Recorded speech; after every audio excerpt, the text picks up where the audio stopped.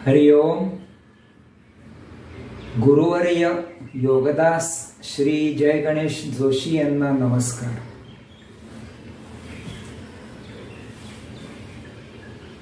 आध्यात्मिक जगतातील 7 आश्चर्ये भाग 2. मागच्या भाग 1 मध्ये आपण 4 आश्चर्य पाहिली. धर्मराज, युधिष्ठिर व यक्ष यांच्यामधील संवाद. अष्टावक्र गीतेमध्ये अष्टावक्र मुनींनी एक सांगितलेलं आश्चर्य. कठोपनिषदात प्रत्यक्ष यमराजांनी एक व्यक्त केलेलं आश्चर्य आणि माता कुंती आणि श्रीकृष्ण यांच्यामधला संवाद. अशी 4 आश्चर्य आपण पाहिली. आज आता 5वं आश्चर्य पाहूया.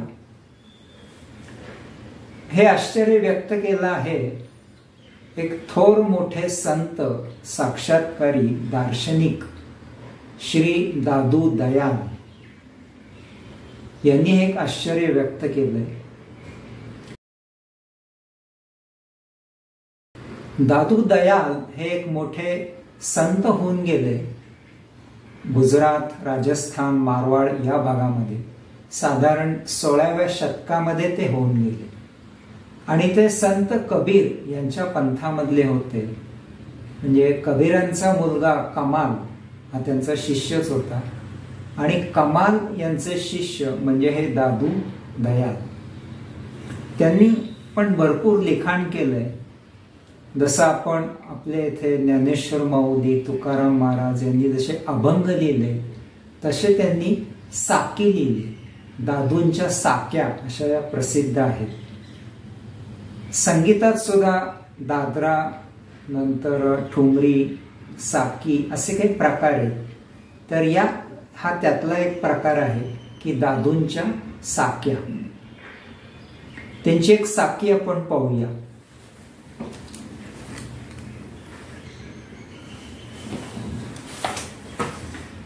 त्या एका साकीमध्ये दादू दयाल म्हणतात, गैब माही गुरुदेव मिल्या, पाया हम परसाद, मस्तक मेरे कर धर्या, देख्या अगम अगाध.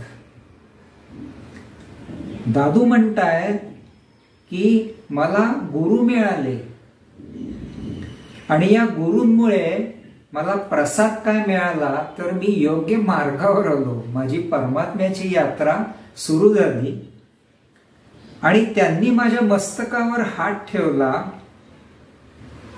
आणि मला सद्गुरूचा प्रसाद मिळाला. प्रसाद मिळाला म्हणजे काय ते म्हणतायत की देख्या अगम अगाध. मी असं काहीतरी अद्भुत, अगम्य, अगाध, महाआश्चर्यकारक, कल्पनातीत असं काहीतरी मी पाहिलं. मला ते दर्शन झालं परमात्म्याचं, योगेश्वराचं, आत्मपरब्रह्म पुरुषोत्तमाचं मला दर्शन झालं. मी काहीतरी अद्भुत पाहिलं. एक परम दिव्य, परम प्रखर प्रकाश, म्हणजे जणू काही एखादे 100 सूर्य असे एकत्र यावेत आणि त्याचा जो प्रखर प्रकाश आहे तो महाशीतल आहे. असं हे दर्शन मला झालं निरंजनाचं, पुरुषोत्तमाचं. एक सूर्य आपण डोळ्यांनी बघू शकत नाही, त्याचा किती दाह वाटतो. जर काय 100 सूर्य एकत्र आले आणि त्याचा जो काय परम प्रखर प्रकाश असेल तो चंद्रप्रकाशासारखा शीतल असतो. हे ते परमात्म्याचं दर्शन त्यांना झालं आणि ते म्हणतायत की मी काहीतरी अद्भुत, महाआश्चर्यकारक असं पाहिलं. असं त्यांनी एक आश्चर्य व्यक्त केलं आहे.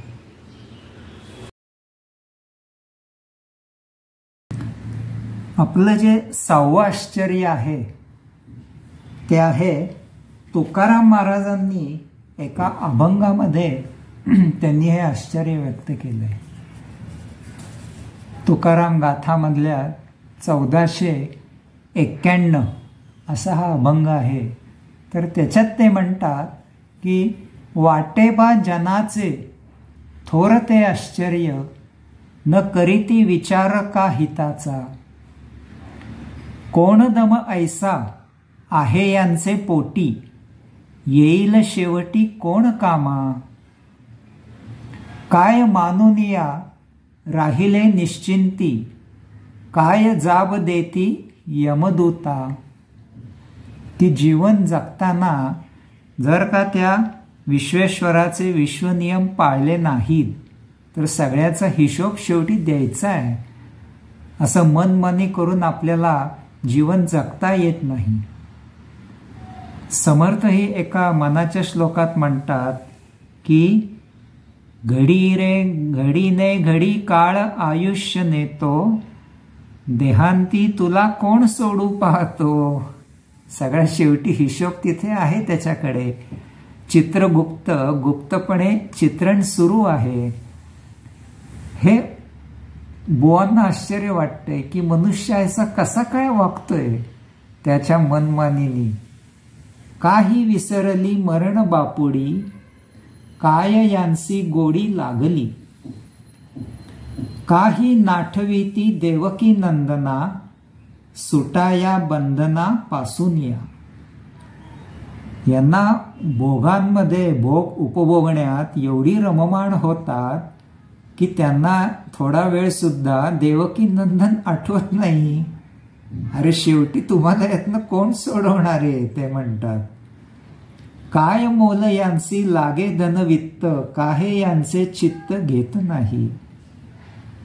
आयुष्यभर नुसता संचय करायचा, भगवंतासाठी थोडा वेळ सुद्धा काढायला यांना जमत नाही. याचं आश्चर्य वाटतं तुकाराम बुवांना. तुका म्हणे काही भोगीतील खाणी, का त्या चक्रपाणी विसरली. भगवंताचा विसर खूप मोठं पाप आहे. भगवंताचे विस्मरण म्हणजे संत म्हणतात मरण. एवढंही आहे. तर तुकाराम बुवांना आश्चर्य वाटते की मनुष्य कसा हा जीवन जगतोय मनमानीनी. याची थोडी सुद्धा आठवण करत नाही. येतं देतंय कोण आपल्याला, जन्माला कुणी घातलं, जे आवश्यक आहे हवा अन्न पाणी अन्नपचन श्वसन कोण देतंय, याचा विसर होता कामा नये असं बुवांना तळमळीने वाटतं. आणि त्याच्यासाठी त्या चक्रपाणीला त्या भगवंताला विसरता कामा नये. त्याचं भजन करावं, त्याचं स्मरण ठेवावं.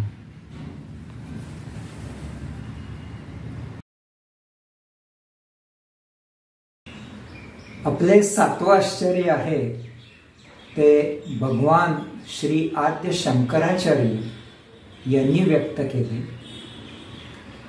एकदा ते रस्त्याने चालले होते आणि त्यांनी पाहिलं की एक 70 मधला मनुष्य व्याकरणाचे धडे पाठ करत होता. आणि कसली तरी एक स्पर्धा होती, त्यात त्याला पारितोषिक मिळणार होतं म्हणून तो व्याकरणाचे धडे पाठ करत होता. शंकराचार्यांना खूप आश्चर्य वाटलं की अरे आता हा 70तला मनुष्य कसल्या पारितोषिकासाठी कसले धडे पाठ करत आहे. त्यापेक्षा त्यांनी आता गोविंदाचं भजन करावं, ते त्याच्या उपयोगी पडणार आहे. कारण आता त्याच्यावर काळ कधी घाला घालील हे माहीत नाही. आणि कसलं पाठांतर आणि कसलं पारितोषिक आता तू करतोयस, त्यापेक्षा गोविंदाचे भजन कर, ते तुझ्या आता उपयोगाला येणार आहे. ही पारितोषिक वगैरे सगळी इथेच राहतील आणि तुझ्याबरोबर काय फक्त येईल तर ते गोविंदाचं भजन केलंस तर ते आध्यात्मिक संस्कार तुझ्याबरोबर येतील आणि त्यामुळे तुझा पुढचा जन्म हा जास्त आनंददायी होईल. त्यापेक्षा त्या